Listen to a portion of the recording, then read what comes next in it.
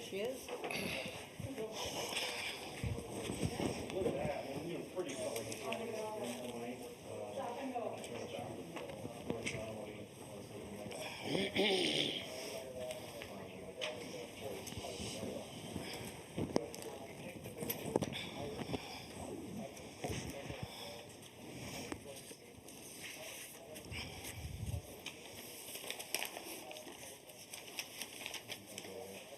All right, good evening, everyone. We'd like to welcome you to our second night of Meet the Candidates.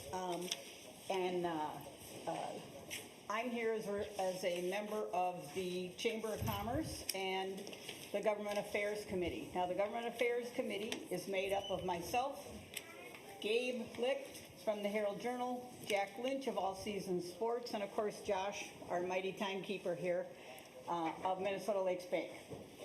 We want to thank all the candidates for coming tonight. I know, Joe, you're in session, so you may have to scoot and we get that or do what you got to do. Right.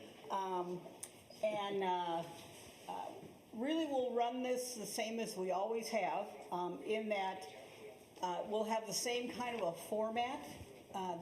The candidates that are featured tonight are from both of the groups from the state offices. So we'll let each of them introduce themselves and give us their opening statement. The format, like I say, will be similar. We'll have our candidate introductions where everyone will get 2 minutes to introduce themselves.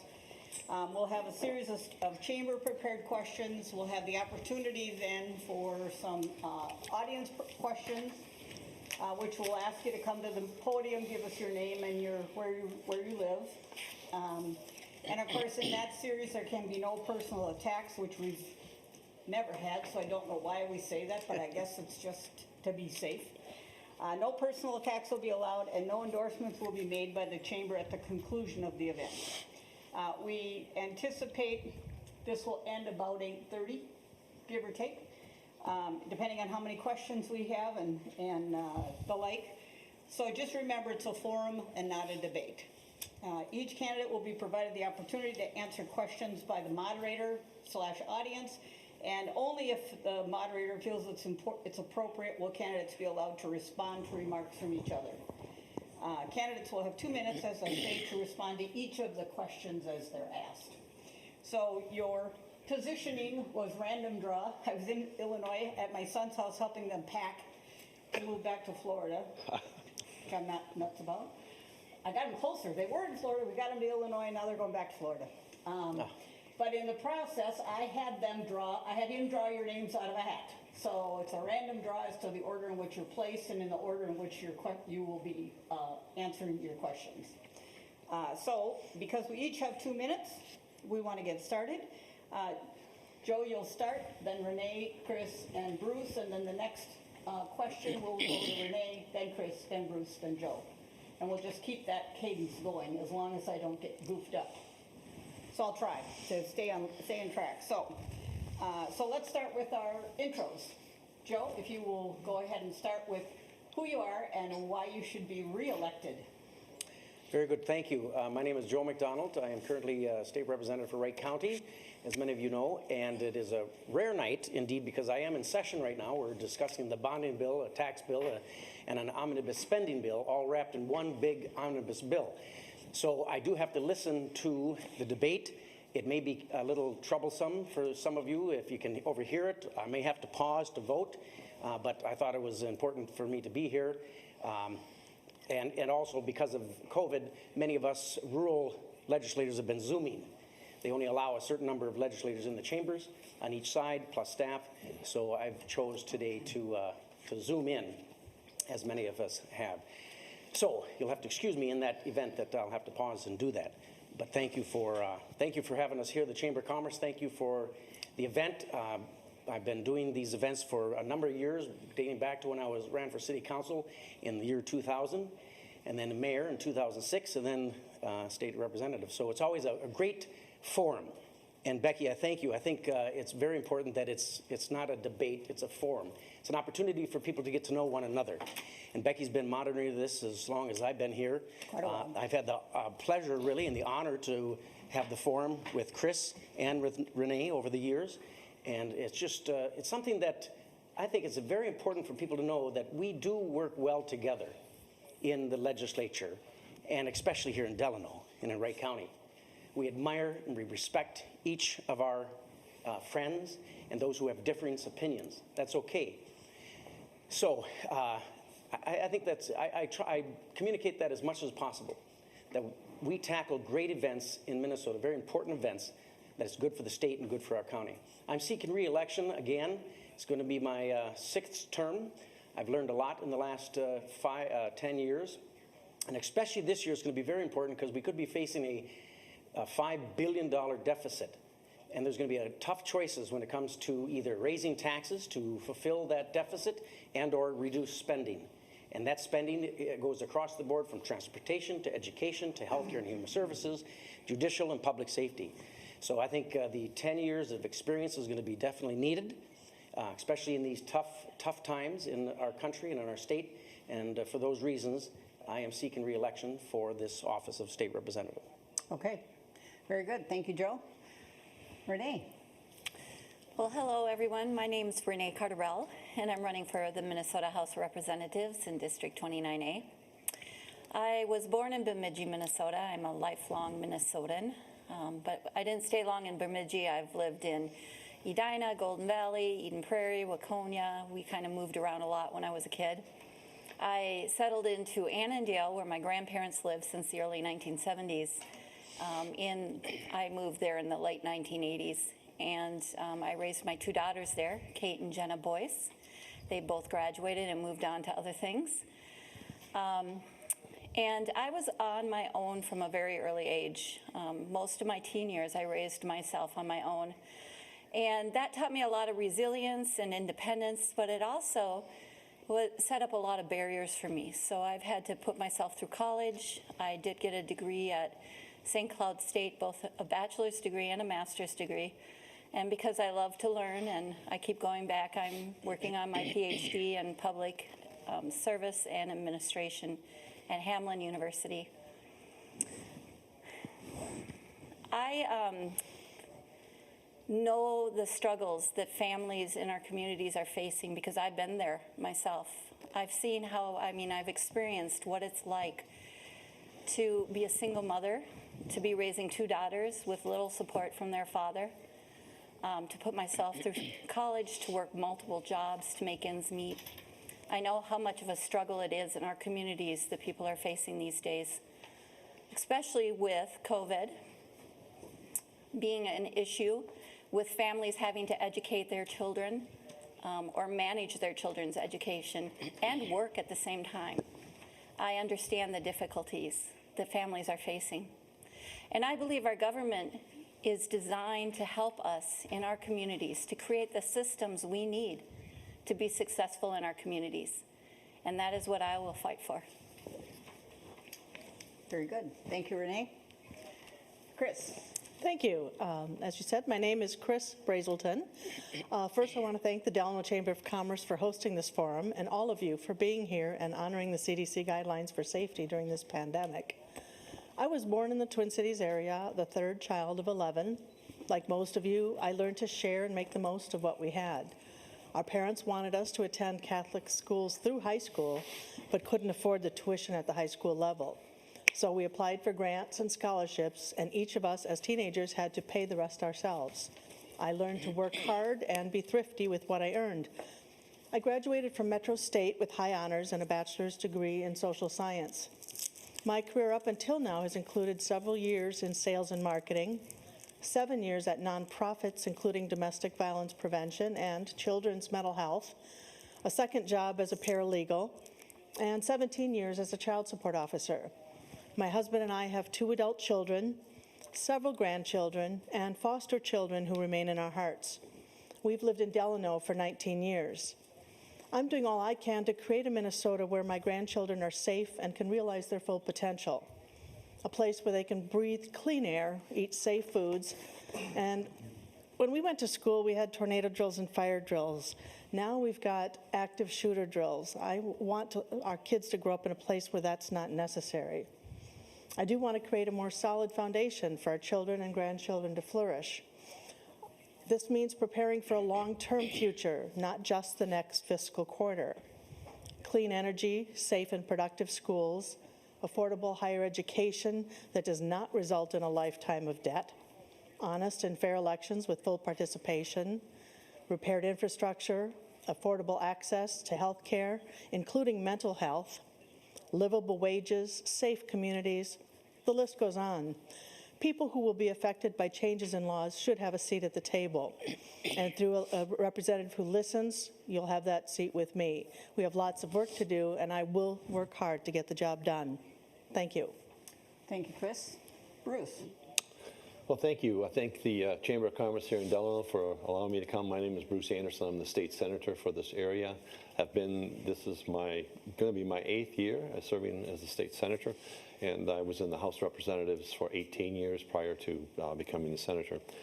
My motto is, and I have it on my card, people running government, not government running people. I believe that the people of our state should be the ones that have more voice in our government than what we do as people who represent you as the government in my District 29 and also in the state of Minnesota.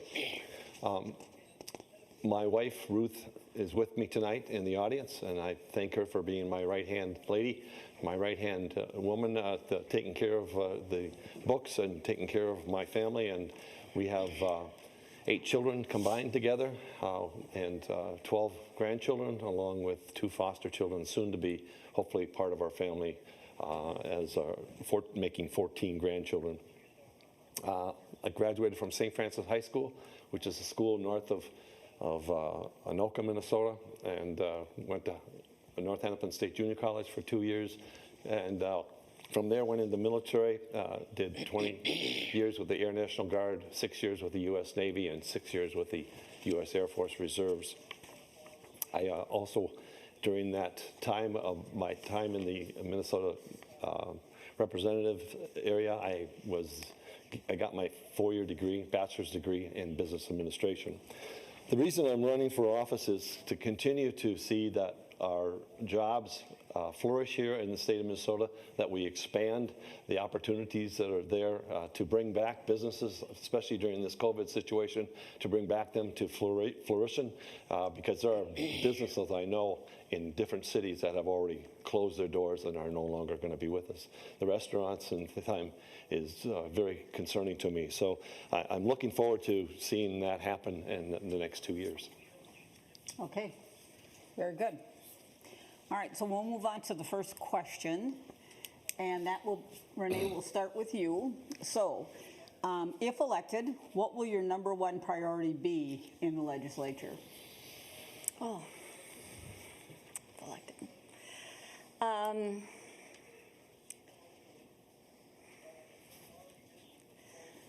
It's hard to choose just one. I can imagine. Democracy is worth dying for because it is the most deeply honorable government that humans have ever built. This was said by Ronald Reagan. And I haven't always agreed with Ronald Reagan and his policies, but I definitely agree with him on this. I believe that we need to self-govern. And so I will always fight for the rights of people to self-govern. And that's what democracy means to me. I believe that our government is designed to build the systems that help our communities grow strong, help our businesses thrive, help our families succeed. And I will always fight for people's ability to have what they need, the systems they need in our communities, and to be able to have a voice in our government. Right now, there are times when people don't feel like they're in touch with our government. They don't feel as though their voice matters. In office, I will always make myself available to hear from others, to hear what they need, and to listen to their concerns. I also believe in diversity. I believe that everybody should vote, not just the people I want to vote, but everybody should. because it's through diversity that we're able to innovate, to learn from each other, and to grow stronger in our community. So what's really important to me is to make sure the voices of the people within our community is heard and their needs are considered and the structures for our community are built that will help everybody thrive. Okay, thank you. Chris, same question. If elected, what will your number one priority be in 2021? Well, my personal priority is that we learn to be nice to each other again. I think we've lost that sense of doing it. But in the legislature, my number one priority, because it affects everybody's lives, is the economy. People want living wages, and in order for employers to pay living wages, the economy's got to be strong. And taxes need to be fair and reasonable. Because the economy's been hurt by the pandemic, tax revenues are down. And as Joe mentioned, there's going to be a significant budget shortfall. Like you and I, we have to balance our budgets. Family and owners of small businesses are hurting. As Senator Anderson said, so many of them have closed their doors permanently. Yet it's been a pretty constant thing over many years that big corporations and the richest 1% are failing to pay their fair share, while the rest of us are struggling to get ahead and stay ahead. We do have to set priorities. We do need to fund the things that we know ensure the well-being of our communities. Affordable health care is big for everybody. Post-secondary education, strong public schools in every town, good jobs that sustain our families and give us time to care for loved ones. In order for us to have a strong economy, people have to be educated. Everybody, we know that people who work at a lot of factory jobs don't make living wages, and therefore they do end up having to rely on public assistance to put food on the table, to pay for health care, to pay for child care. And then that comes out of all of our tax dollars. So having living wages is really important to spending less money on public assistance and have more people being self-sufficient. Our greatest eras of growth and prosperity came when the average person could go on from high school to college or a trade school affordably. The middle class could afford homes and purchase goods that built a strong economy. So those are where I'd really want to focus my attention. And again, there's so many others, it is hard to nail it down to just one. Thank you. It's a big job. All right, Bruce. Well, the biggest issue that's going to be facing us, and it's already been mentioned several times, is that the budget is before us. We're having a deficit. We had a $1.3 billion surplus going into March 13th before we were shut down due to the COVID situation, and we're looking at a projected deficit of like $6.6 billion. And so we've already asked the different agencies, Department of Education, Department of Military Affairs, the Department of Health and Human Services to look at a 10% cut. They have already told us they weren't going to do that. And so we said, would you settle for 5%? And they said, we don't think we can do that either. So we have a bureaucracy, I think, that's wagging the tail of the legislature, and it's wrong. And I think that until we get our hands on the issue of budget deficit and getting our hands around the different budgets that we're going to be facing and get them to understand that this affects each individual person here in the state of Minnesota. The taxes in our state, individual income tax, we're third in the nation behind Hawaii and Vermont. Corporate taxes, so we're sixth in the nation. And we've saw that it hurts businesses here in the state to see a huge increase when 13, 14, and 15, when the Democrats had both House, Senate, and the governorship. It drove businesses out of this state to the point that they didn't want to come back. And we need to bring them back. We need to grow our economy. We need to get that back and going again.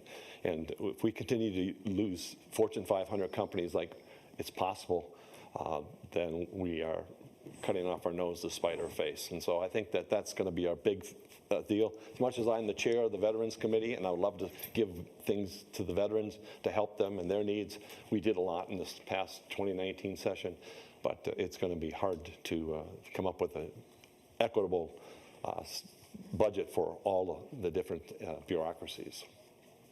Okay, thank you. Joe, are you able to take that question? Yes, thank you, Okay. Becky. I would concur with Senator Anderson that our biggest task will be at the first of the year is to balance the budget.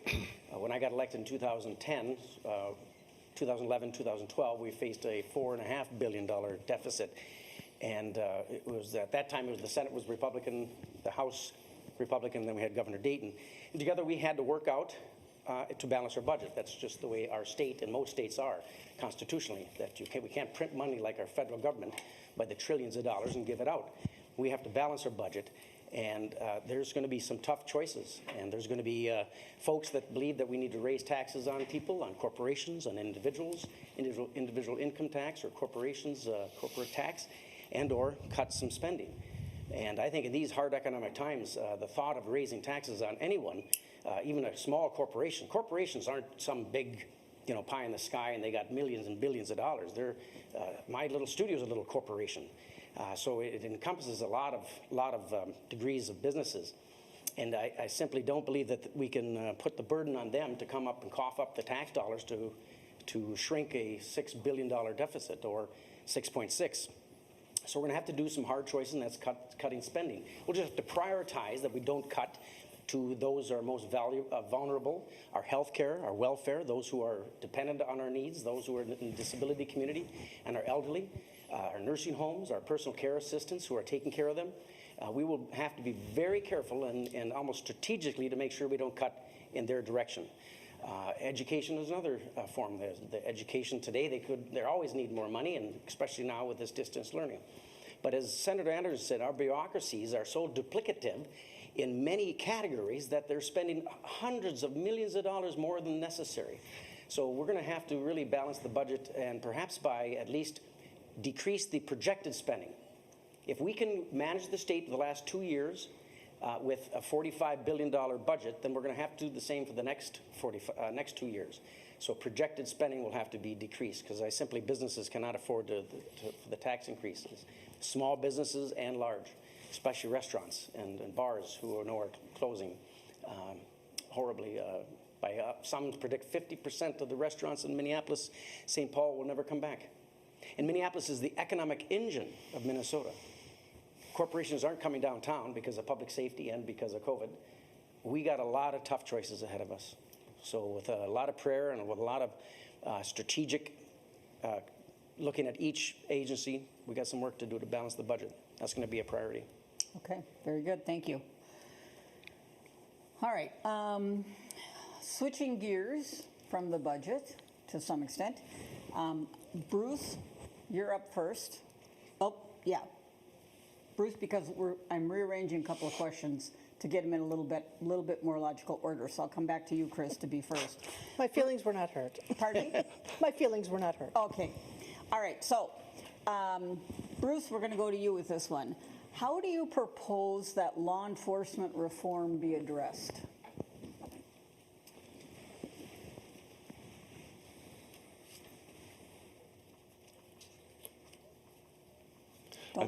Don't start his time until he talks. It takes a minute to think about some of these. I think just like we do in government, we allow for county government to make decisions, we allow for local government to make decisions, we allow for townships to make decisions. And I think we can come up with a kind of bullet point statements of things that we would like to see changed in law enforcement. But I think a lot of it has to come from internal and from those local law enforcements, whether it's in Buffalo or Wright County or it's in Hennepin County or Minneapolis, St. Paul. I think we can give them some outlines as to how we think that they should be doing. But to mandate or to go after them, to me, it seems a little bit, we want to come alongside of them and help them be a better law enforcement entity that they are. We felt like all along law enforcement has been doing a good job until the situation in Minneapolis. And there are always situations, even in my agriculture when I was born and raised in it and worked in it, there's always some bad apples. And there's always some people that we have to come alongside and make sure that they be told that what they're doing breaks the guidelines and the rules and the way that we ask them to perform. And so I think we need to give some leeway. I think the law enforcement can get some direction from the legislature, but I don't think we need to step in and mandate or be involved with the way they do things.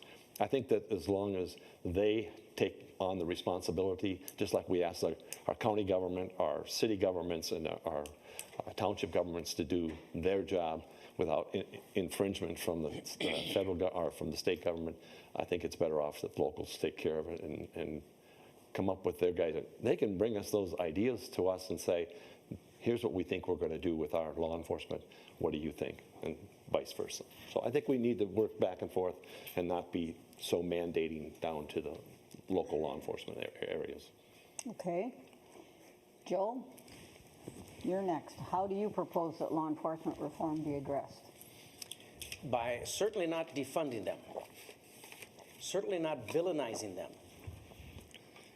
I think by doing that, we have really created a society here from Minnesota to Portland and everywhere in between that we've villainized the police, and by threatening to defund them, we've increased. We see that in our cities all over our nation that the crime is tenfold. There's always going to be bad folks, no matter what profession: police, photographers, teachers, politicians, you name it. Do you throw the whole system out because of some bad folks? Folks, we are seeing some horrible things in our cities in Minneapolis. We discussed it today immensely about our city of Minneapolis and what we can do, the crime and the people that are scared to go down there. And the police aren't even being able to respond. 10 minutes for a 911 call was an incident of a carjacking. We need reforms, definitely, and the police force does have an opportunity to teach their folks some humane compassion, but so too the rest of us people. Reforms have to take place in families, in our society, in our towns, and in our police force.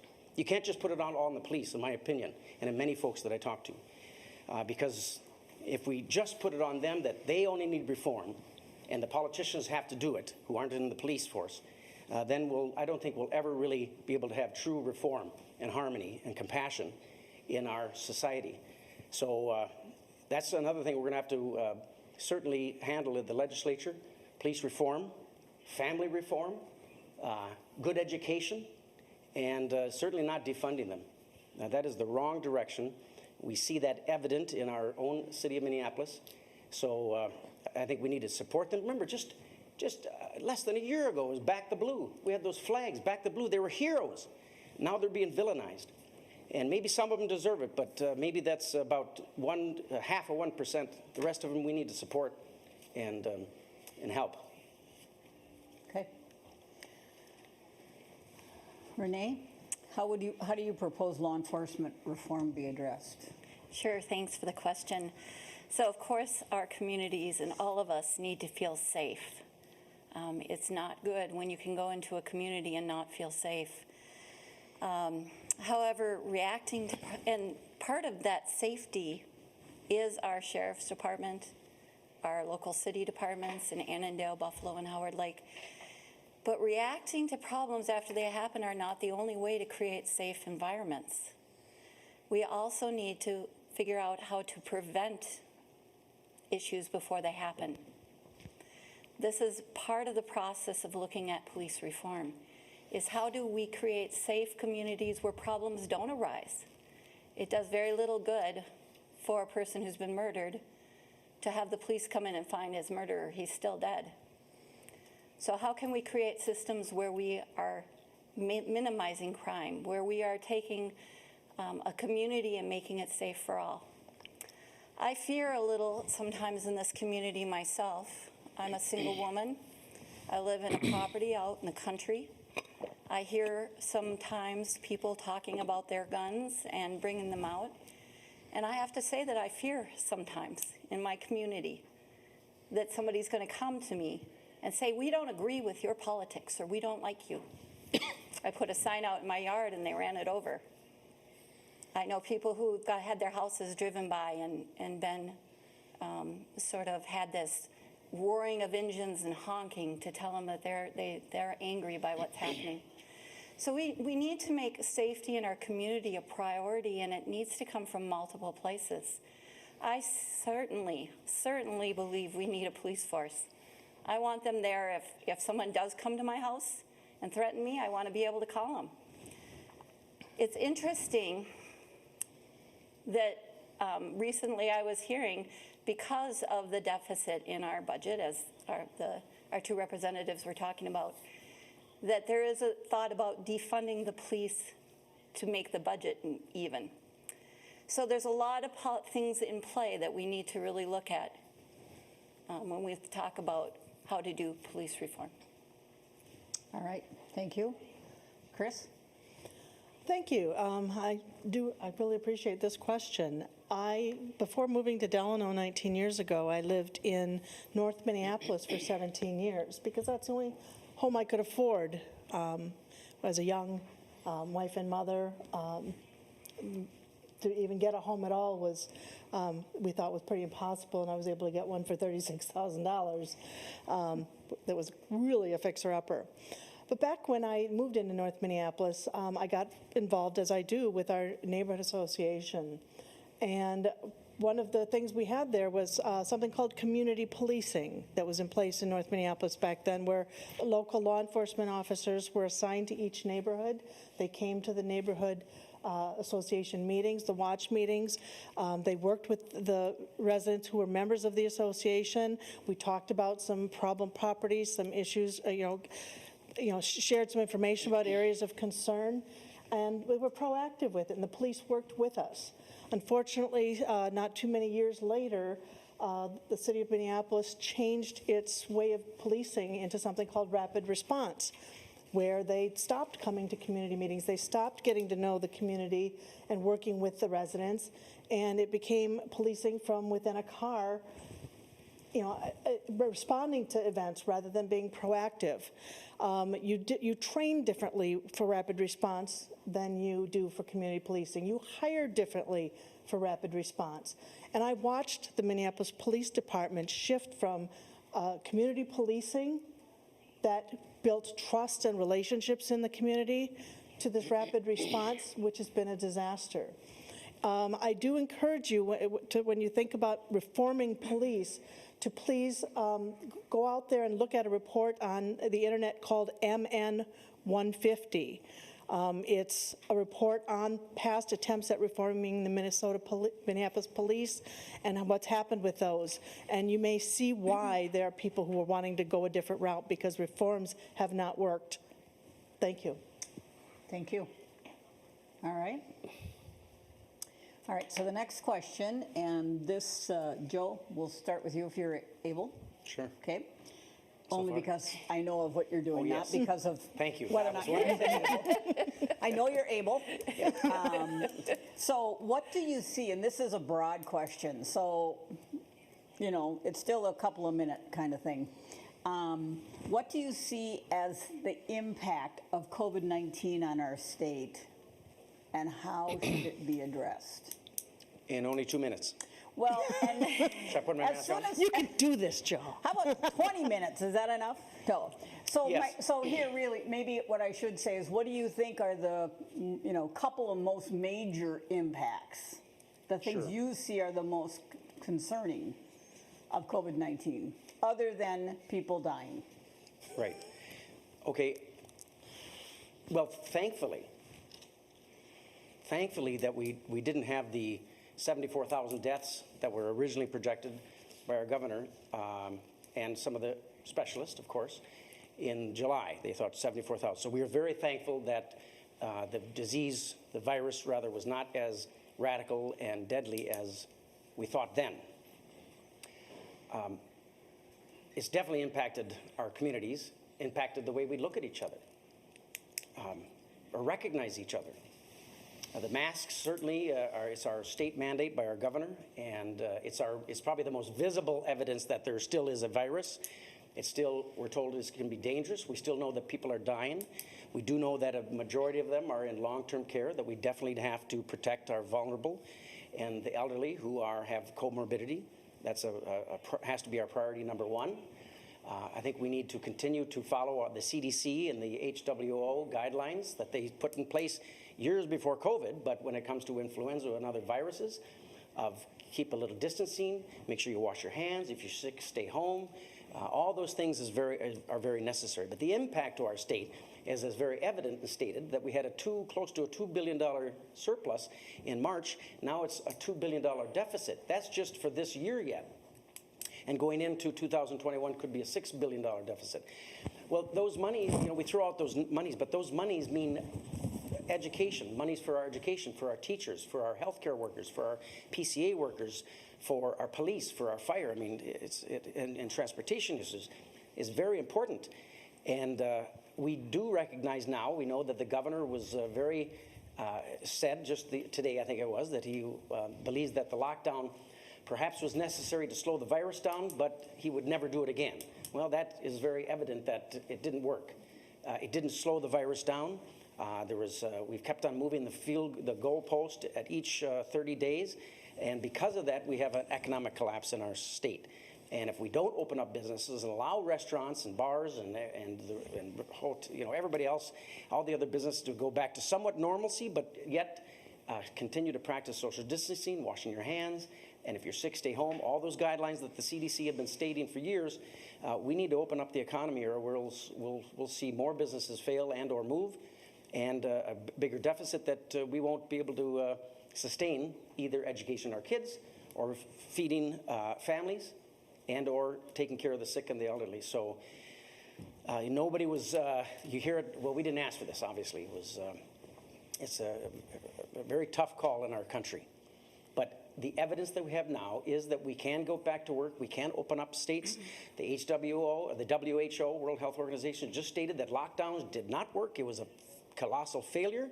And because of that, you got people, mental health issues with suicides and drug overdose and all kinds of other issues, mental health and economic, because of the shutdowns. So we just need to practice good health guidelines by the CDC and open up Minnesota so we can get back to work and get back to school. The parochial schools, just quickly, the parochial schools are in school all day, Monday, Tuesday, Wednesday, Thursday, Friday, and there's no breakouts.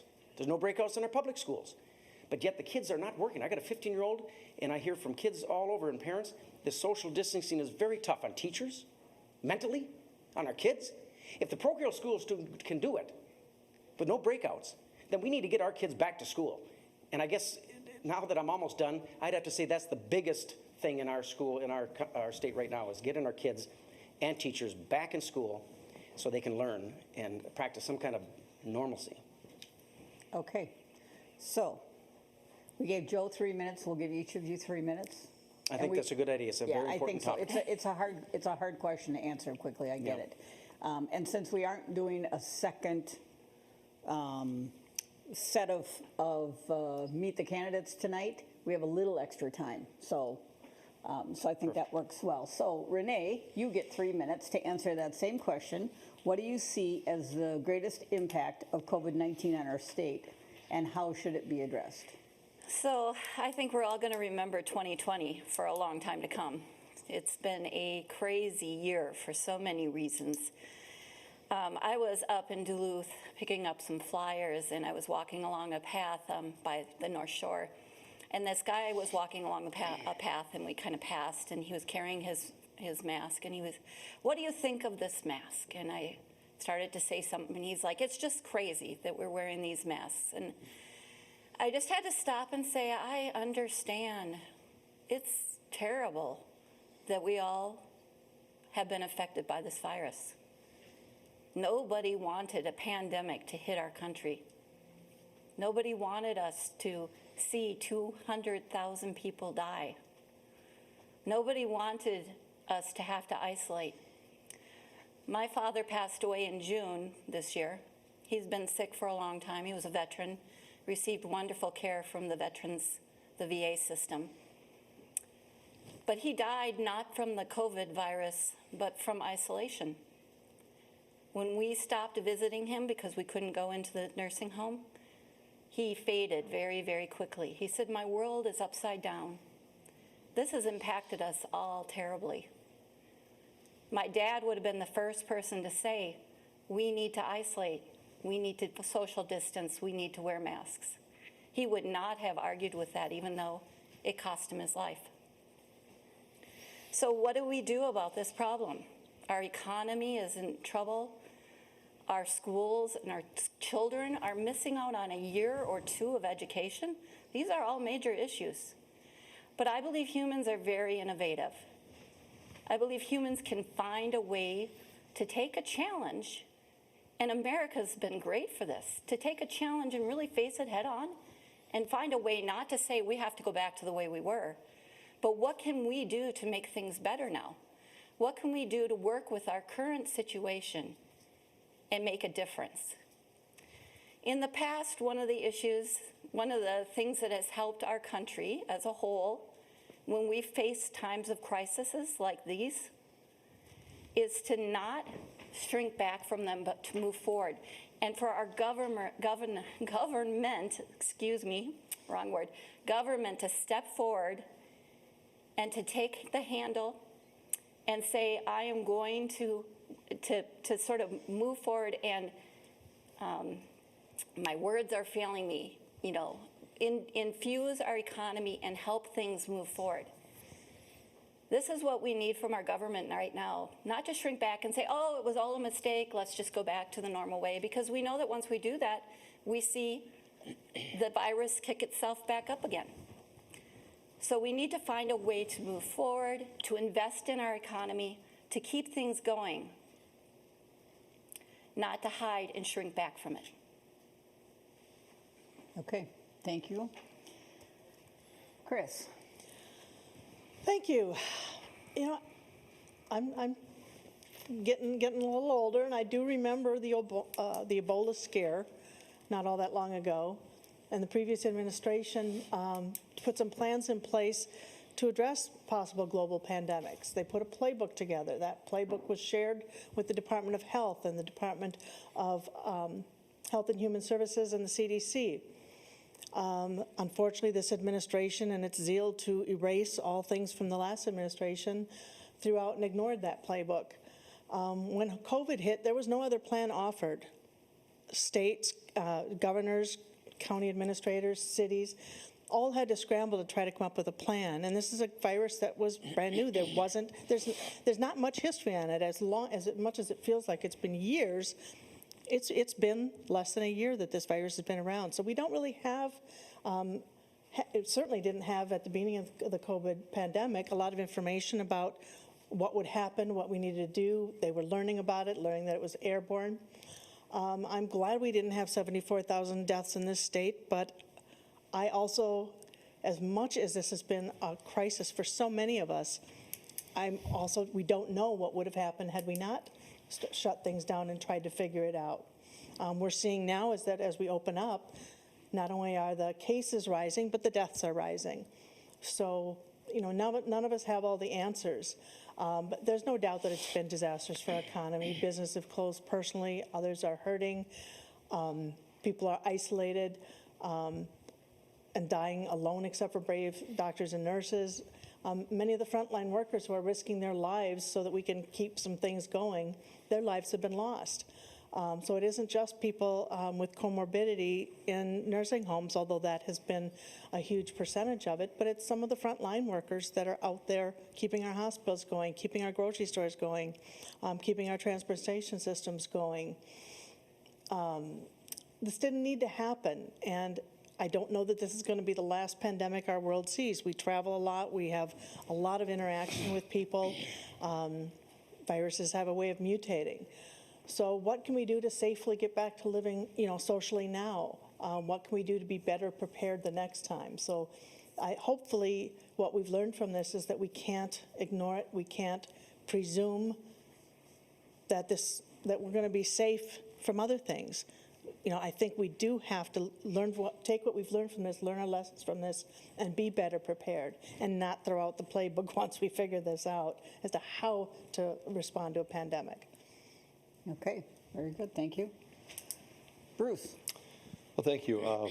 The COVID has impacted the state of Minnesota as well as the United States in a major way when I see a lot of lack of trust in government officials, especially when I see the government not reaching out to those in the professional field of medical to get advice and get input from them. They basically, it seemed like the playbook that I saw was a playbook that they had come together with and made up in their own minds in the Department of Health, and it was going to be their way, and any other information coming from the outside was not going to be implemented. And we see, and because the technology is so great this day, we see a lot of technology out there, I mean, a lot of opportunities to talk with and share with the doctors and those in the medical field, seeing that what COVID is. And I just got done listening to, a week and a half ago, in fact, just 2 days ago, I listened to Senator Scott Jensen, who basically has said, you know, there's a marker on that virus cell, or the virus itself, that is different than the other viruses as designated as flu. And yet it's still part of the flu family. And so he said, we've had in our repertoire our recommendations as far as prescriptions for this COVID, a medication that's been used since 1946 for something called malaria. And he has used that for all of his patients all along. He also recommended to me, in talking with him, a medication that's used for those with asthma. It's benzodiazide, something like that. I didn't get his spelling from him, but he said asthma patients get this medication, and within 3 to 4 days, they're well. I think of the fact that more and more constituents have learned more by being on the internet and being out there and listening to doctors from across the world and hearing what they've been doing. I mean, Scott Jensen has been doing this for 35 years, and yet to make the recommendations to his own patients, to his own wife. He told me that his wife 3-4 weeks ago had gotten COVID-19, and he basically gave her hydroxychloroquine, and within days she was fine. Just read a story about Senator Klobuchar, whose husband was vomiting up blood because of supposedly being designated as COVID-19 positive. Within 5 days of receiving the hydroxychloroquine, was well and back in better shape than what he had been. And so I see a lot of distrust, and yet I see a lot of opportunity for constituents to get involved with government. They basically have really gotten upset and really wanted to see government. I see signs all over in different lawns, and you've seen them too. But what's interesting is we shut down a government, we shut down a state, we shut down a nation when we didn't do this in 2009, 2010, when the H1N1 swine flu was rampant that year. And who was in charge in that year, and who was the one that didn't decide to make the decision to shut our economy down, to shut our government down? And there was more deaths, if you make a comparison to that time to this time, more deaths at that time to what happened with COVID-19. So I see this very big mistrust, and yet I see a big opportunity for constituents and people to get involved with what their government isn't doing for them. All right. Okay, we're going to go back to my other question now that we've had a chance to talk about some other things. So, Chris, you'll be up first. What are your priorities in terms of state spending going forward? Well, as I mentioned earlier, the things that keep our economy strong are the priorities, because we've got to bring it back. So that includes the education, so that people have the ability to get decent jobs, to try to encourage our employers to pay living wages. You know, yes, many have shut down, but some are doing very well. Pay living wages so that we aren't having to spend as much on public assistance. I work as a child support officer. I'm engaged with public assistance. The vast majority of the people that are on public assistance are people who are working. You know, these are working poor. They don't make enough to pay rent, to put food on the table, to pay for childcare. And so the rest of us are subsidizing their low wages. So I think that's really important that those employers who can should be paying more so that the rest of us aren't supplementing their incomes. I think that we, again, have to prioritize our infrastructure. Sometimes it costs more to do nothing. So, with many of us remember the 35W bridge collapse. That was a very expensive lesson in why infrastructure is so important. So I think that is a priority too. We have clean water standards. We've got a lot of cities who need local government aid and other infrastructure plans to get their water systems up to code to have it be safe. We don't want to be another Flint, Michigan. So I think those kind of things that provide for our wellness and spur the economy are the most important. Yes, everything's important, but we're going to have to prioritize. Right. Thank you. Okay, very good, thanks. Bruce, what Well- are your priorities in terms of state spending? Well, the priorities, again, it goes back to the deficit that we talked about earlier, that we're going to have to look at all the bureaucracies, especially my chairmanship as Veterans Chair, to say we can't continue to spend because of our deficit and the dollars that we want, as much as we'd like to. Because going into this COVID situation that we've been, we had some big high hopes for being able to come up with some money for mental health, for veterans, for farmers, and to put some money into these areas to help them. Now, granted, we have increased our budget in just the last 12 years, huge increase from back at $34 billion to 48, almost $49 billion now this budget year. And I don't see any way we can continue to keep that budget at that deal without raising taxes. And that's the last place I want to go to and spend more money on. One big thing is mental health for these people who come home from service overseas in the military, those people who are farmers who work in the fields and are seeing their budgets and seeing their profits go down the drain. Mental health is a big thing. I see suicide. Just last year, in October of last year, this year, my neighbor took his life.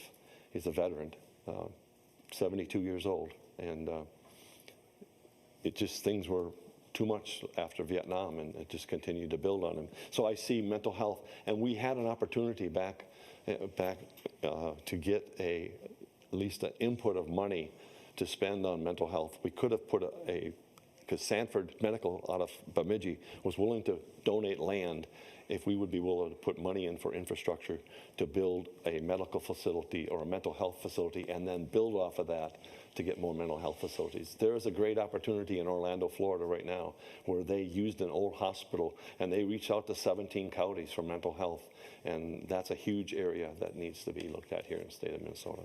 So you'd say mental health is your main priority? Well, I would prefer not to have to spend anything. Right. But if we're going to go look at something, If you got to Yeah. pick some things, that would be one of them. All right, Joe, what are your priorities in terms of spending? And I know there's a long, long list that all need to be addressed, but if Yes. you had to put them in rank order, what would they be? My immediate priority right now, at least in representing Wright County in regards to spending, is the bonding bill, omnibus spending bill, and the tax bill today that I'm going to vote on, and I'm going to most likely have to not support that spending bill, because the bonding bill that we have is one of the largest bonding bills in the state history. It's going to be most likely, I don't know how it'll pass. You need 3/4 of the votes to pass. But the bonding bill today at 1.3 something will cost the state of Minnesota twice that, 2.5 billion in the 20 years, as those bond payments are paid back. So that's not a very responsible spending bill that we're going to vote on the House floor tonight, because it'll put our kids further in debt. As I said, we can't print money like the federal government. We have to balance the budget. So unfortunately, in the bonding bill, there's some very important projects, some projects that are in Wright County that I had personally authored, and some very important infrastructure bills that are within our state. But there's also a lot of wants, not needs. There's a lot of needs, but there's a lot of wants to the cost of hundreds and hundreds of millions of dollars. So simply, we have to cut the spending. And unfortunately, tonight's going to be a tough decision, a tough vote, because it's It will reflect not only the 1.3 billion approximately, don't quote me on that, spending tonight, but it puts us further in debt in the next 20 years and further in debt in the next biennium. We have no way to pay for some of those projects. We're looking at, again, hate to be a broken record, possibly a $5 to $6 billion deficit. So if we vote tonight to pass this spending bill, which again is 3 bills, it's the bonding bill, which there's a lot of important projects, it's the supplemental spending bill, which we already spent $48 billion last year, so I'm not in favor of spending any more, and then the tax bill, which there's some important provisions there that I support as well. But it would be irresponsible for us to pass this bonding bill tonight because it'll further put us even greater in debt next year and the following years to come, which means we either have to raise taxes on Minnesotans, individual income tax and corporate tax and sales tax, and or we'll have to cut critical spending, which funds the very things that we prioritize. So as far as spending goes, we're going to have to prioritize our spending on what's very important to Minnesotan, and that is education, healthcare, transportation, public safety, and our judicial system, just to name a few. Okay. Little ones. Yeah, little ones, yeah. Okay, thank you, Joe. Renee, what are your priorities in terms of spending? So I agree with the priorities that Joe was talking about. They're certainly important. I disagree with him that it's irresponsible to fund the bonding bill. The bonding bill was developed and put before the legislature in July with projects that have been well vetted, well examined, and are needed in our communities. And it was not passed at that time. It was held up in caucus by the Republican caucus.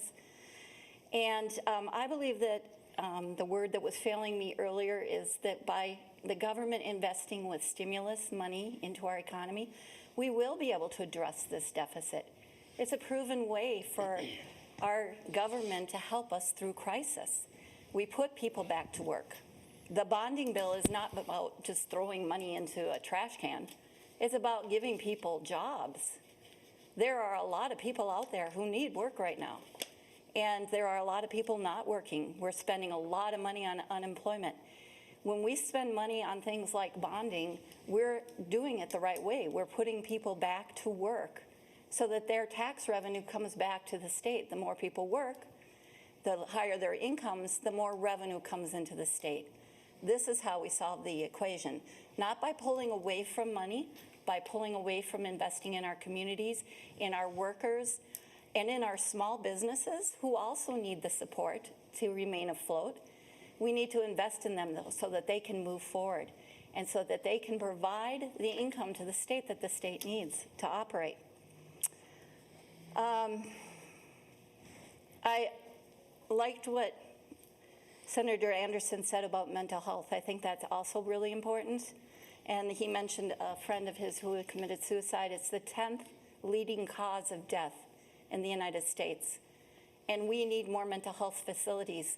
My daughter works at the Moorhead Mental Health Facility, and she has students from Monticello going to that facility because there are not enough mental health facilities. So I agree with that. And I just want to say, though, that H1N1 only killed 17,000 people, not 210,000. So I wanted to clarify that point. Okay, thank you. All right, so here's the elephant in the room, gang. I hope you have fabulous answers. I thought we covered the elephant already with the Long overdue. Where's the elephant? spending. It's here, believe me. I think it's sitting on top of the building. So that's how big it is. And Chris, we're going to start with you. Yeah, Chris. Chris, yeah. So Chris, how would you build consensus to get things done? First of all, I think that comes with relationship. And I think we see that in our personal lives, with our family members, with our friends, in our work lives, that if you want things to be accomplished, it's important that you have a relationship with people. Senator Anderson referred to trust. It's important that we trust people, and you don't trust people you don't have a relationship with. I spent many years in the private sector in customer service and sometimes had to deliver some very bad news. It was important that when I got on the phone, I was honest about what was going on. I was prepared with some solutions to the bad news so that the person could make an informed decision about how they wanted to proceed. So you know, I know that the legislature gets along a lot better than the news media would have you believe, with all of the talking over each other, talking at each other, the posturing that happens in front of the media in order to rile people up a little bit. But when they actually sit down, you know, there is not the animosity that you may think if we watch, you know, too many of those press conferences. But it is important that we are meeting with each other, that we're meeting with each other socially, so that we get to know each other, get to know what our values are, what's important to us. And from that, we can find where we can find a common ground and build that consensus. But it's only going to start if you've got a relationship and it's based on that trust. So years ago, back between the mid-30s and the mid-50s, my grandfather served in the legislature. He was a state representative for 2 terms and a senator for 4 terms. And back then, they didn't even get party endorsement. They caucused with different groups, but there was no party endorsement. They met socially. My grandmother loved being a hostess and bringing people in and cooking them wonderful Polish dinners.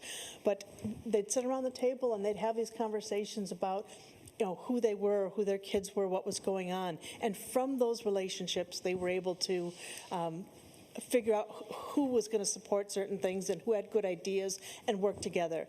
And I would love to be a part of doing that. Okay. Thank you. Very good. Bruce, how would you build consensus to get things done? Because remember, that's the second part, is the critical part, to get things done. Well, I think the question is such that it sounds like we don't get things done. Well, That's the way it comes across to The number of special me. sessions we sometimes have is a little on the crazy side, Well, the special sessions. which tells me we're not getting it done.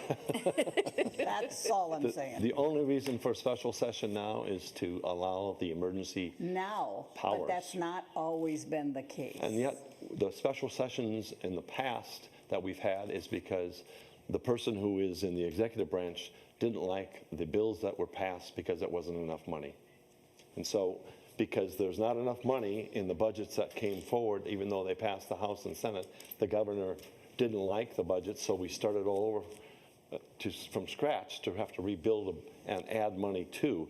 And this is true in relationships, in husband and wife relationships, in business relationships. It's money. It's all about the money. But as my grandfather said, God gave you 2 ears and 1 mouth, and if you get that in the right proportion and listen more than you talk, you're a better off person because of that. The fact is that I believe we do 90% of what we get done at the legislature is all relationships. We built consensus and built it well. It's that 10% which the media will take and anybody else wants to take and will blow it out of proportion. And it makes the headlines, because nobody likes to say, well, they got along. Well, we've expected that. But when it comes to the point that I want $10,000, no, you're only going to get $8,000, well, you're going to cut me. Well, $10,000, what's, you know, and so we have to find out why so much money is being spent in so many different areas when it then in such a place as this, that we can't come up with the finances because we have a deficit. And that was in the past too, where issues like this are worked out and massaged and come together. One thing I disagree with is this four leaders coming together and making a consensus on the bills when the rest of the caucuses are left out of the cold. So I don't appreciate that. So you'd do away with that? Well, if I was in charge. If you could, yeah. If you had the magic wand. King for a day, yeah. Yeah. Okay, thanks, Bruce. Joe, how do you see, so to ask the question fairly, would you build consensus to get things done? I first want to clarify something that was said when I talked about the bonding bill. I said that the bonding bill mixed with the supplemental spending bill mixed with the tax bill all combined as one, which violates the state constitution of a single item bills in the first place, which we all egregiously vote against or for.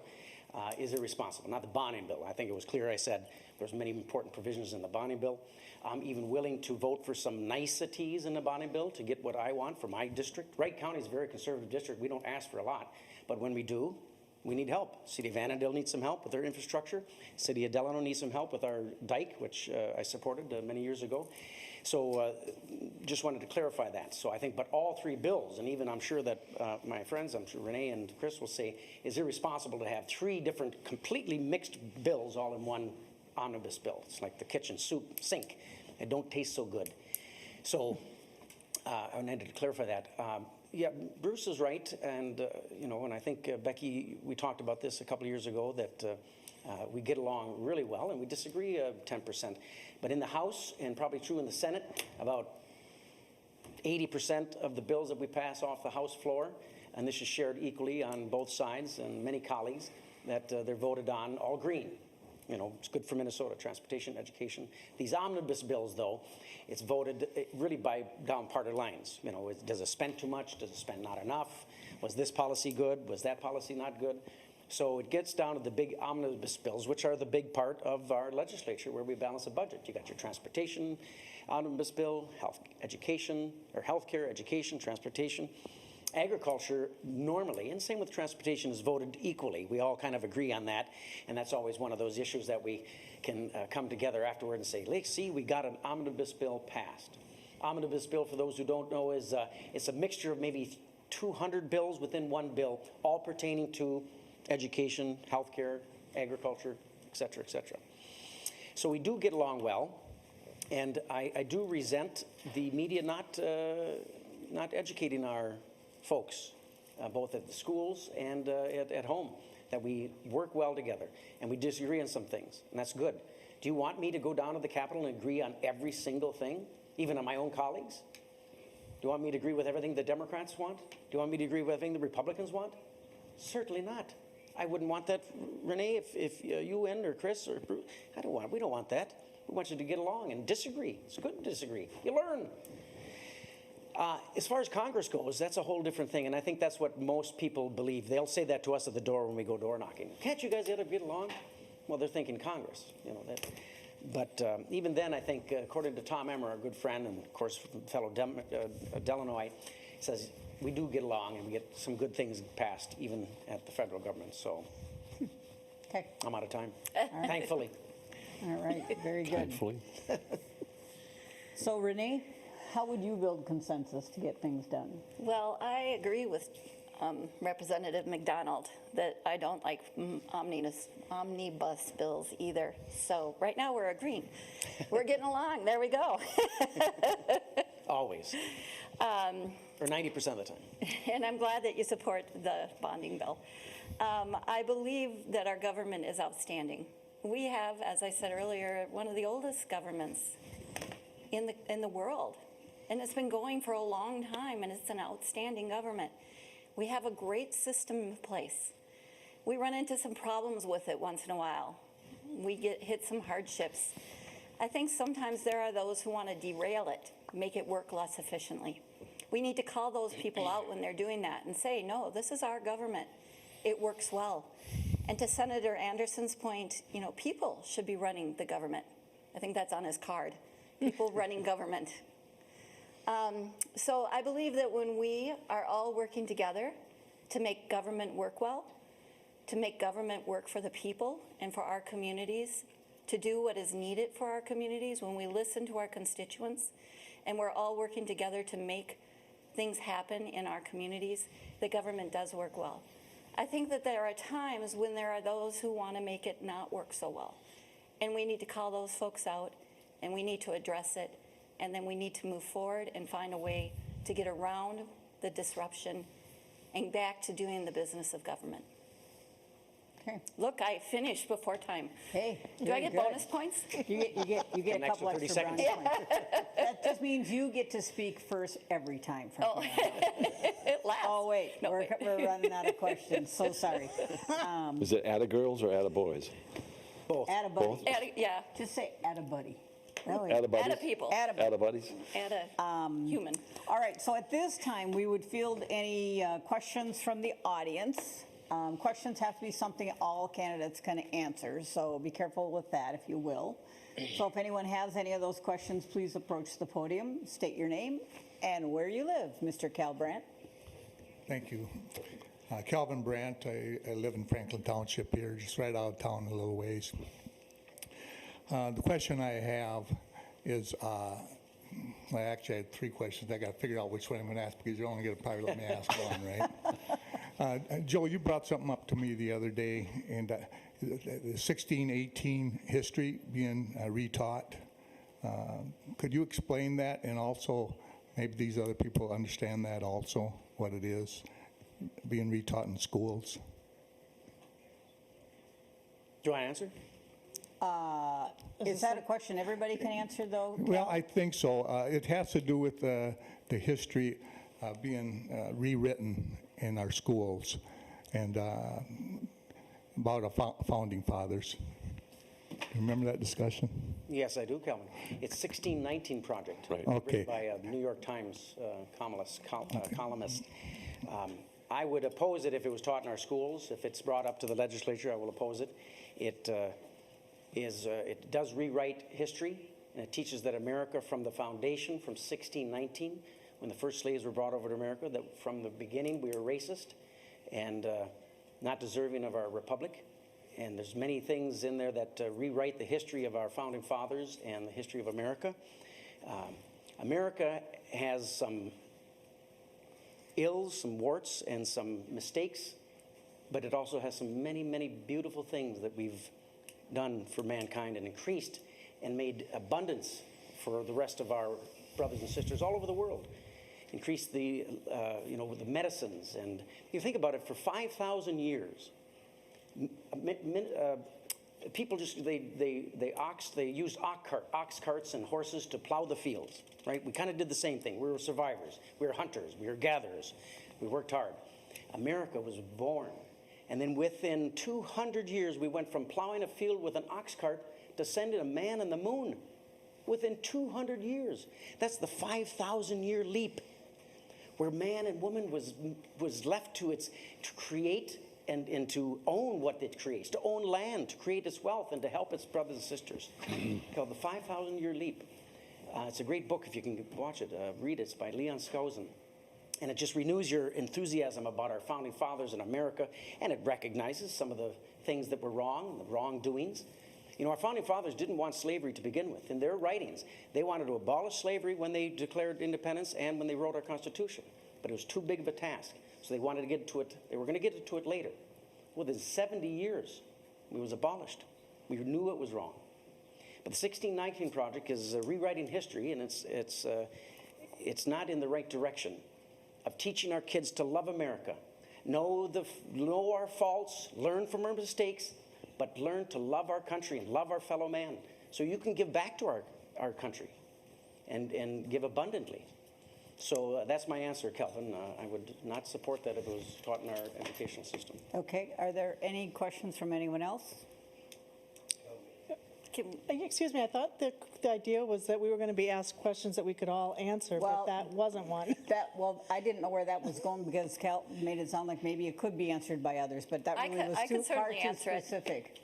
Okay, Renee. Yeah. Yeah. So one of the first things I did, one of the first books that I read when I was in college was called The People's History of the United States. And it didn't say that the history that we learned in school was wrong. It said that there was more history that we hadn't learned. Right. And so I don't know this 1619 project, but I certainly agree we don't want to go down the path of creating only a negative history about who we are, because we're an amazing country, and we should be celebrating the whole of that country. We should be celebrating all of our histories, indigenous peoples' histories, Native, African American histories. We should be adding to our stories, not taking away our stories. There are multiple histories out there, and if I can be brave enough to say, there are multiple her stories out there also. So that's her stories. Yeah. Since we're being casual, I just want to commend you. That was an awesome answer. Well, thank you. Yeah, well done. Yeah. Anything you want to add, Chris? Pretty much what Renee covered. We, in fact, had a local book read here in Delano. I'm part of the Delano United Diversity Task Force. And we did have a book read about our history and what's missing from our history books. And what's missing ends up alienating a lot of people who were part of that missing history. Right. And if we want all of our kids to get engaged and close the achievement gap, I think we need to do a better job of including those missing chapters so that people see their family, their ancestors' history also reflected in what's being taught.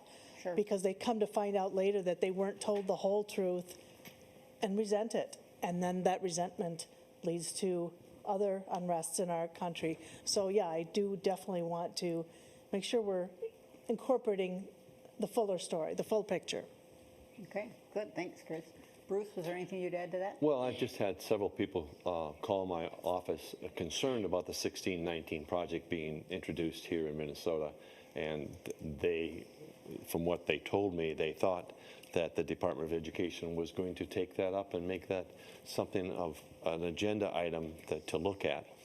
I also received information from people who have come to this country who are not, well, the example I had was a gentleman from Cuba who came from Cuba just in the last 6 months.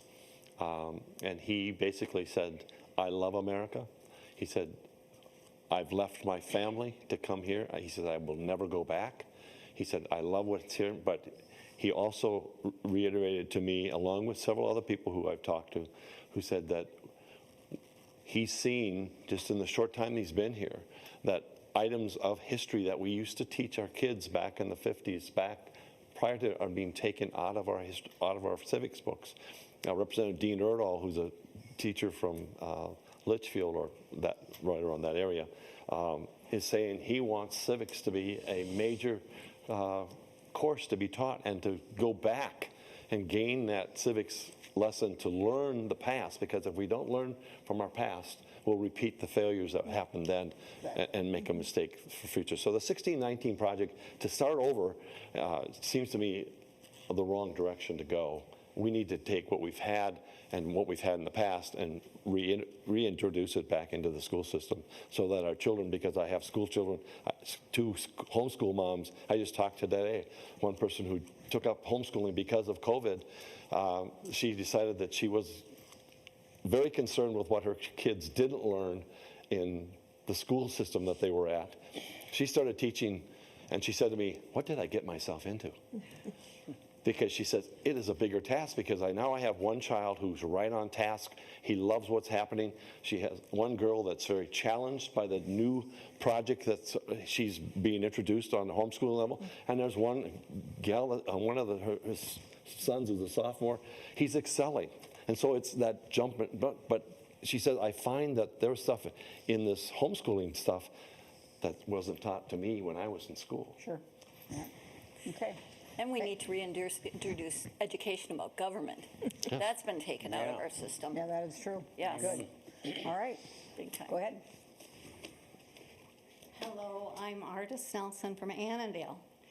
And so I'm approaching you as a person, as if you were in the federal government, except that the states need to tell what the federal government want to do.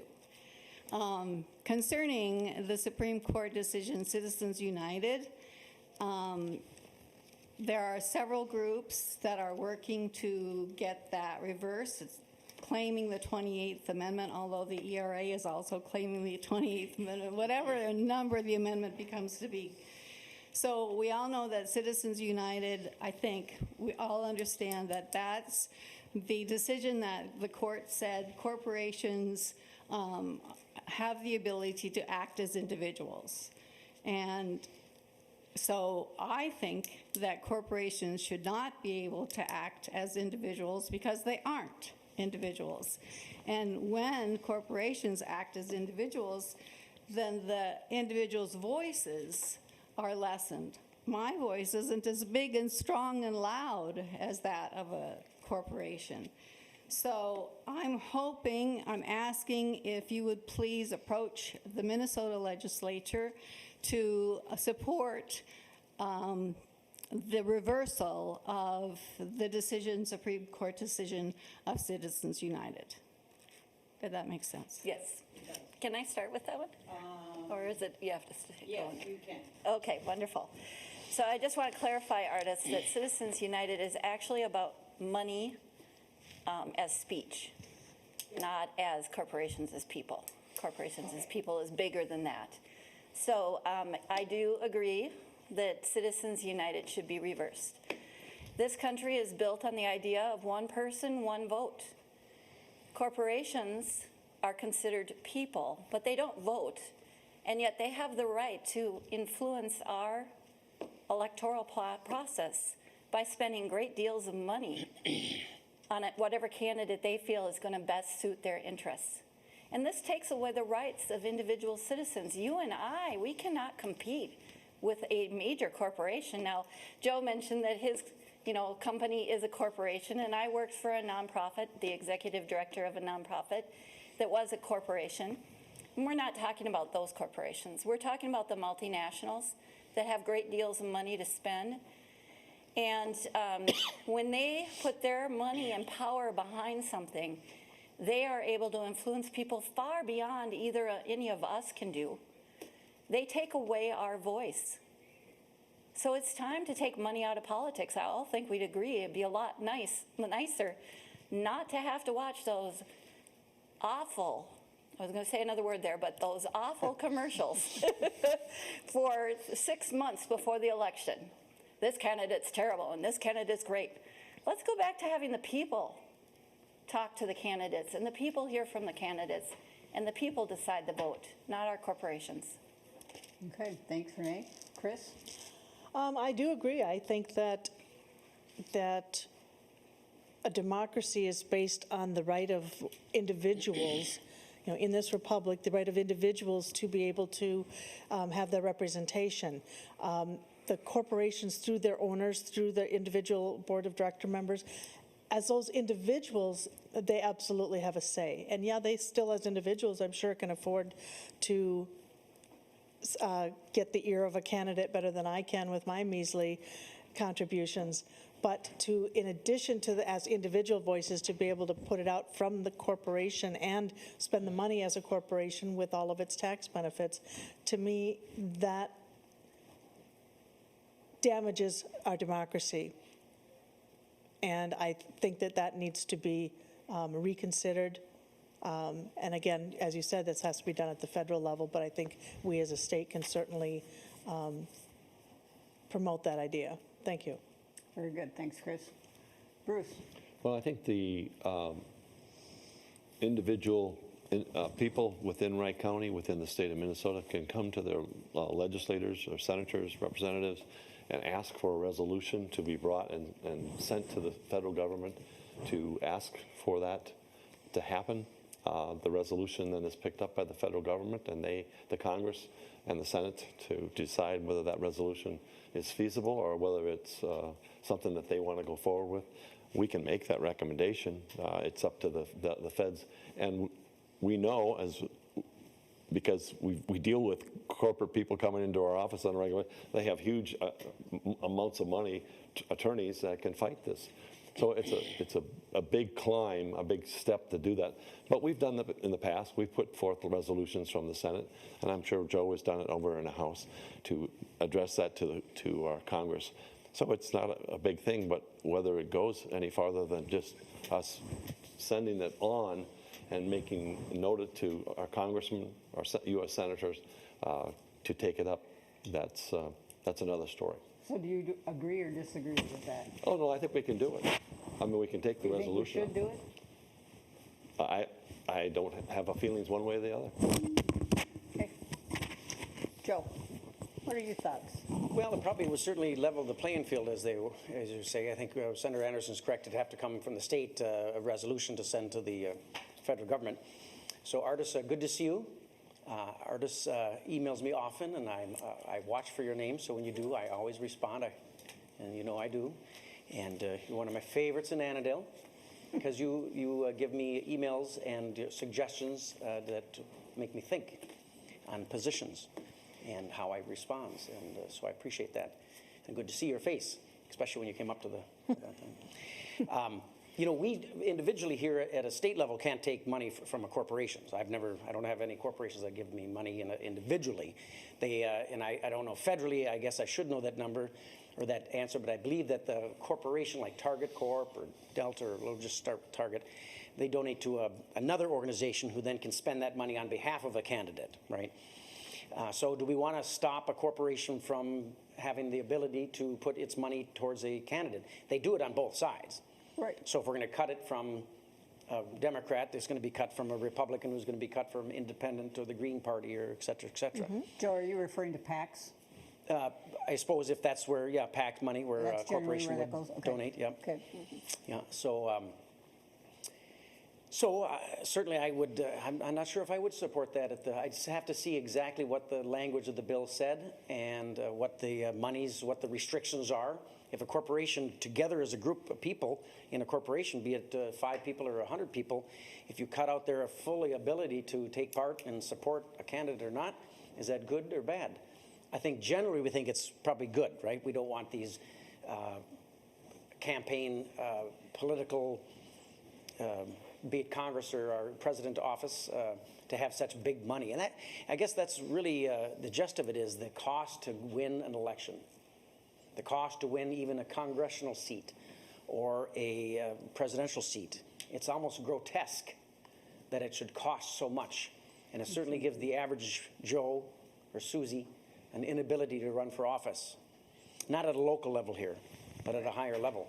Right. And if by doing so, you give the ability for an individual, average American, to run for president or Congress or Senate without having to have hundreds of millions of dollars, then perhaps that's a good idea. Okay, thank you very much. Can I just clarify that the money given by corporations doesn't necessarily go to the candidate, Right. either at the federal or the state level. It goes to other people who spend money without often the candidate's even knowledge of it. Dark On money, behalf, they call yeah. it. Yeah. Yeah. So. Yeah, matter of fact, just since you mentioned that, Renee, some of my colleagues in the House and Senate have these terrible lit pieces against them with Yeah. horrible photographs. And oftentimes the candidate didn't even know it was Yep. being spent on their behalf or sent out on their behalf. So And if it really stops does- that, it'd be good. You really do have to read the fine print sometimes on those ads, and Yep. you go, oh. Because the fine print will say if it's from the candidate. Right. And if it's from one of these sort of dark money sources, which is this Citizens United issue, that's, then it doesn't say it's from the candidate. So, Exactly. yeah, they're meddling in our elections, basically. All right, very good. Well, with that, let's take our couple of minutes apiece for you to conclude. Tell us why we should vote for you and go from there. Becky, before we do that, I know that we told people that if they went online to the Delano Herald Journal Facebook site that they could participate by asking questions. I just wanted to know. Okay, just wanted to make sure we didn't leave them out. It's a really small screen. We have Gabe, yeah. Gabe, you need some glasses? We're so glad that Gabe is attempting to do this, but it's new for us. Can you hear me? Yes. I can hear you fine, thank you. Okay, this is from Karen Dietering. Inequality still affects women today in many areas. For example, pay at work, medical research, and medical treatment. What will you do, or what have you done to guarantee equality under the law for women? Becky, do you know who's first? Yes, I do know who's first, and that would be Renee. I went first last time. You want me to Oh, go so first sorry. again? No, that's okay. I can go first It's again. just one extra, that's all. Oh, you know what? It's actually Bruce, because of the order of these questions. Bruce, you're first. So ask the question again. Okay, let me try again here. Why don't you take your mask off? It'll be easier for them to hear you. For sure, sorry. Okay? Yeah. You head up there, please? Okay. Can you take all your stuff with you to be able to do this? Technology, It's great when it works, yes. and yet, Okay, so Karen Dietering asked, it's really hard to read. Does it matter where they're from or not? I think she's I from think she's from Howard. Rockford Buffalo. Township, right? Buffalo. Rockford Township? Rockford Yeah. Buffalo. Township. Dietering, Buffalo. Over there. St. Michael area. Okay, so I don't know if I need to read the whole thing again, but what will you do or what have you done to guarantee equality under the law for women? Do you need the examples that she gave? Maybe, it might be helpful. She said, inequality still affects women today in many areas, for example, pay at work, medical research, and medical treatment. And then the question once again, so hopefully we can just say it once, jot it down, so I don't have to keep coming back up here. What will you do or what have you done to guarantee equality under the law for women? And now I'll go put the camera back so everybody can see and hear your answers. Okay, so nobody answers yet until he's Pause, pause, lined up. pause, pause, pause. Oh, she does, okay. 25. Yeah. I know there's a lot of Dieterings in the St. Michael area as well. Oh, Everything. okay, no. Are you ready? Well, could be. Okay. Family, sure. Could be a different. With that, Yeah. Bruce? Well, there have been bills and legislation introduced to help increase the wages for women. They have gone through committees and they have made to the Senate and the House floors, but have not made it past, getting passed into law. There are all other areas of the equal rights, and a lot of this goes on to the federal level, but I'm trying to think back in my memory as all the different things, and maybe somebody else would have a better answer than that, but that's my recollection right off the top of my head. So although they were heard and they were talked about in committee, they didn't come out of committee in any. Well, they came formal form. to the Senate and House floors, but it didn't get Okay. passed as a piece of legislation. All right. Joe, what's your recollection? Well, I have to get this fly out of before it lands on my head. Oh.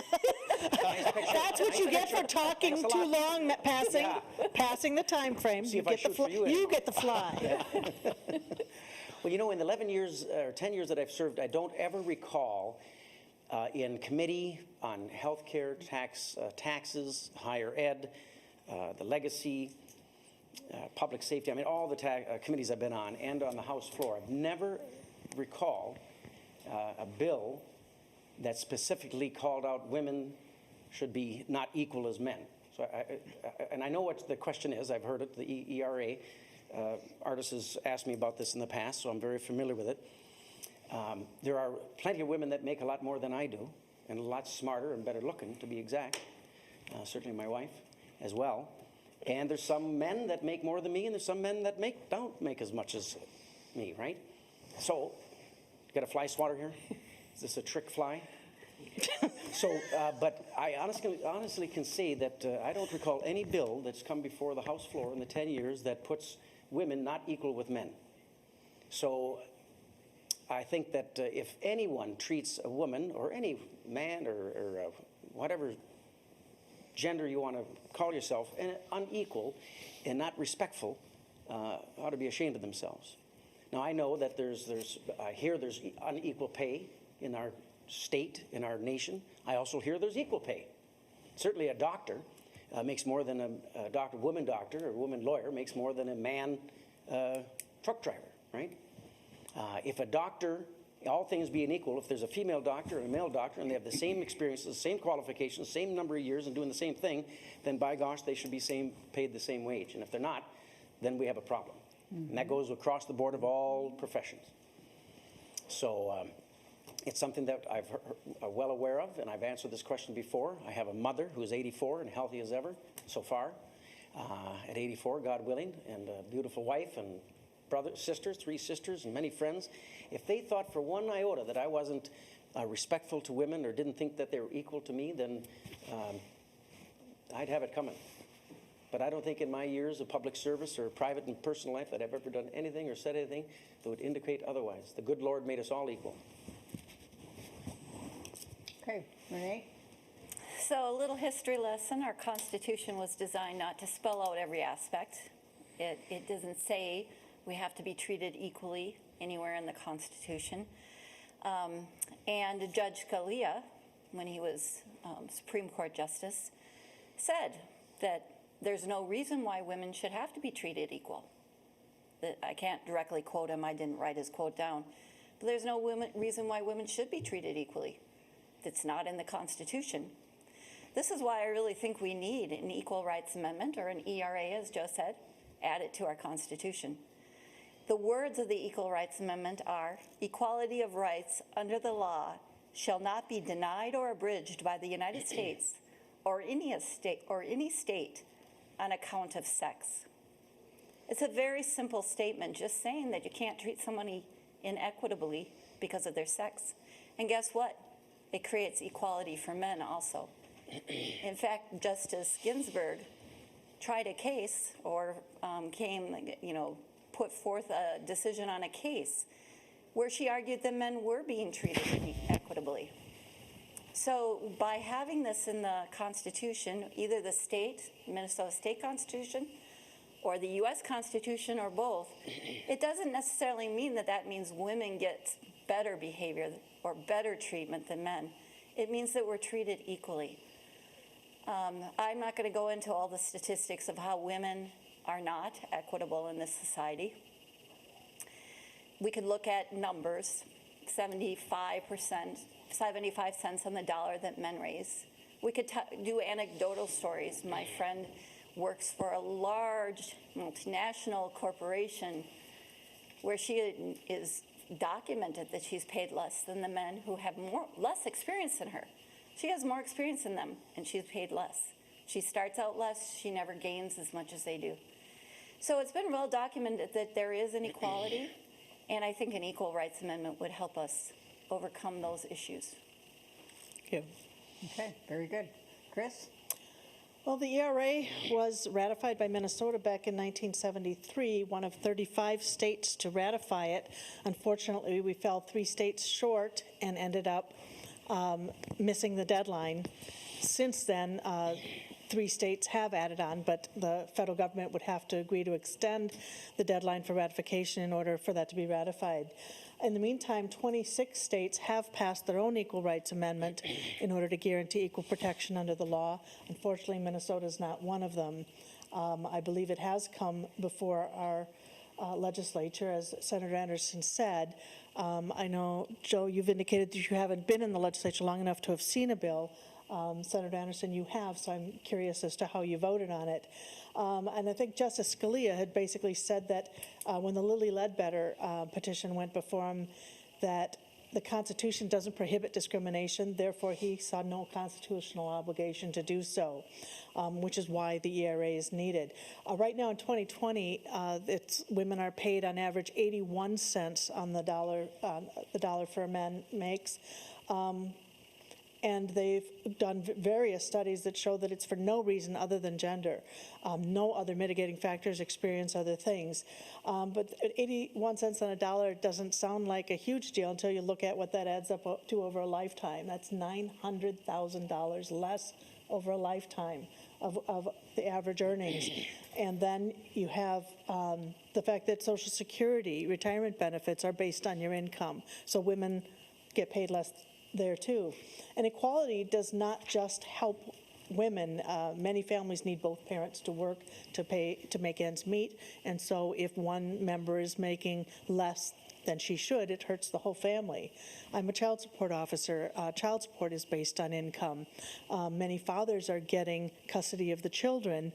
And so if the mother makes less, he's going to get less money to support the children. So equality benefits everyone, not just an oppressed group. Thank you. Good, thank you. And I'm glad you asked Gabe to double check that, just because I kind of forgot about it. So was there any others, Gabe? No. Okay, good. I've done this view before, it hides the comments unless you click on it. So. Oh, and then it's teeny tiny on there anyway. You know, Gabe, if you go vertical, usually the comments will show for some reason. Yeah, the problem, I tried that last night, there were issues with that too. We have issues. We have issues. Technology. We have issues. And flies, That's issues and right. flies. Yeah, All the right, fly so- was with me now. I know, I saw it's right there. So with that, There I it think is. we will move on to our concluding remarks. Now that we've asked additional questions, now my order is a little bit off, so here's what I'm going to do. I'm just going to arbitrarily say, Chris, why don't you start with your concluding remarks? Okay, I'm game. Okay, good. Okay. Again, I want to thank you all for your kind attention and support of this democratic process. It's really important. I have run for public office in the past, and it was very discouraging to have so many people vote and never show up for forums or debates or anything to know anything about who they're voting for. It's important to know that person rather than just voting based on initial after the name on the ballot. I'm proud to have been part of several community improvement projects here in Delano. As chair of the Delano Dream Team, president of the General Federated Women's Club of Delano, and chair of the Delano United Diversity Task Force. Projects I've worked on include the West Metro Business Park, the Splash Pad, riverfront signage, the Riverfront Park, the Just Drive campaign, raised garden beds in the Delano Elementary School, our Concerts in the Park series, Old-Fashioned Christmas and the Delano Labyrinth, several book reads with discussions on difficult topics. We're blessed to have many volunteers and civic groups that put their energy into making a strong and vibrant community for all those who live, work, play, and pray here. I've spoken with hundreds of residents and business owners about what's important to them: affordable health care, the economy, jobs, low taxes, education, environment, public safety, infrastructure, including broadband internet, by the way. The budget, just like in all of our homes, is tight right now. We can't have everything we might wish for. We can prioritize and keep building a better future for all of us and future generations. Many things we do involve raising our own families and caring for our elders. This year has shown us the importance of a government that cares for us. Minnesotans are teaching our children, keeping our lights on, our food safe, our water clean, and helping keep each other healthy. From checking in on our neighbors to raising our voices to protest injustice while still showing respect and thanks to the public safety officers who protect us and are working with others on the front lines and in healthcare. Minnesotans across race and place are building a state we're proud to leave to our children. I ask for your vote for Minnesota State Senate on or before November 3rd. Thank you very much. Very good. Thank you. All right, Bruce. Well, again, my name is Senator Bruce Anderson, and I started out saying that my motto is people running government, not government running people. And I believe that we have a big hurdle to address this coming session, a deficit that's monumental, and it's going to take a lot of ingenuity and a lot of working together and building consensus and talking with people to try and drive down the budgets across the board. We have concerns in the health and human services area. I have a daughter who has cerebral palsy, and she works for Functional Industries, which I sit on as a board member, and believe that we need to help these people who are disabled and yet can be a part of our community and our area to enhance their lives and to make it a better area for them to live and to work. I sit on the Veterans Committee, and I see the need for mental health concerns within the veterans area, plus also in the area of not healthcare, but the farmers who I came from a farm background, and I see the budgets of those individuals being hurt tremendously, and the amount of money that is necessary to run that. It's amazing that the prices that I see today were similar to the prices that I saw back in the 50s and 60s when I grew up on the farm. So continue to make sure that food is on the table and food is there, available to the community, is a big positive, and we want to keep our farmers going. Judiciary and public safety I sit on. I want to continue to help those law enforcement officers and the judiciary and the public safety of our communities be safe, and yet to make sure that they are properly funded to make their families safe and also to make our communities financially sound. It's a big task, and things are huger than we're going to see. We won't know what the outcome will be until the end of the budget, but these are some of the things that I'm concerned about. Okay, thank you very much. Joe. Well, I hope that the folks that will support me this year, again, for re-election, will do so because they have witnessed in the last 10 years, in the last 20 years, my devotion to public good and public service, both at the city council level and at the state level. For 11 years as a state representative, I've upheld the Constitution of the United States. And if you hear, just work with me here or just listen, I want to just read the preamble of our Constitution. You all know it, of course, but I think it's important reading. We, the people of the state of Minnesota, grateful to God and for our civil and religious liberty, and desiring to perpetrate its blessings and to secure to ourselves our prosperity, do ordain and establish the Constitution. And then, of course, it goes through our Constitution and our rights. And I've done that in the 10 years, uphold our Constitution. I believe that this is a time in our country that perhaps our civil and religious liberties are at stake. And I think it's important with Wright County that we keep someone that will uphold our Constitution and our religious and civil liberties, that also recognize the importance of taking care of our brothers and sisters, those who are most vulnerable. For the last 11 years, I have focused a lot of my attention to health and human services and establishing many bills and policy that do help those, our elderly and our disabled community. And I'm happy with some of the work that I've been able to do with that. We need to definitely feel safe in our cities, and I think we do in Wright County. We have a great county, good conservative values of faith, family, hard work, and in the next 2 years it's going to be very challenging to continue to keep our liberties and make sure that they're not usurped from us. And certainly the funding is very important, and I think we need someone that has the experience of 10 years, working with both sides of the aisles, of course, and with our governor to ensure that we have a state that is well-run, fiscally conservative, and do what is morally just and right. So I thank you for the chamber, Becky, for moderating it, my friends, for participating, of course, together. It's a lot more fun when we can debate or communicate and share ideas. And you can see we get along great here, and we'll always continue that. The day that Joe McDonald is disruptive and not listening to the other side is the day I'll have to quit. And I will never do it. I'll always listen to all sides with compassion, tender, and a little wisdom from the good Lord above. Okay. No, a lot of wisdom, sorry. All right. Very good. Thanks, Joe. The older you get, the more wisdom you get? That's right. That's Okay. right. That's the gray hair, right? All right. Good. That Bruce All Lee. right. Very good. Thank you. Renee?